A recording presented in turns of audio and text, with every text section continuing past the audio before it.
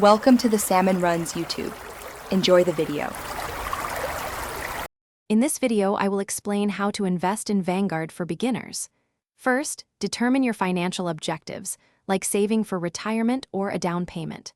Next, assess your comfort level with investment risk. This guides your asset allocation.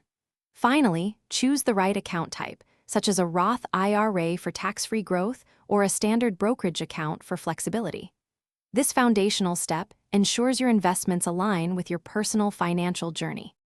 Once your account is ready, it's time to select your investments. Vanguard is famous for its low-cost index funds and ETFs. For broad market exposure, consider funds like VOO or VTI, which track major indices. If you prefer a hands-off approach, target date funds automatically adjust their asset mix as you approach retirement.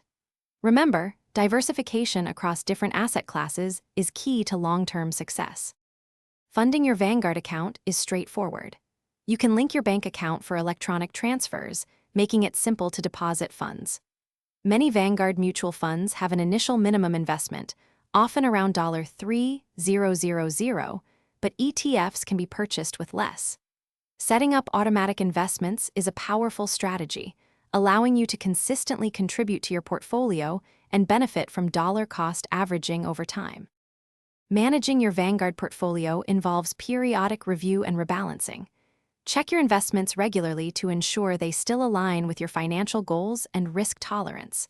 Over time, some assets may grow more than others, shifting your desired allocation. Rebalancing brings your portfolio back into line, perhaps once a year.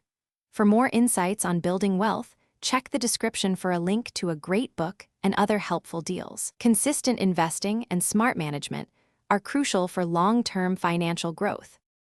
Thanks for watching. Consider subscribing if we helped you.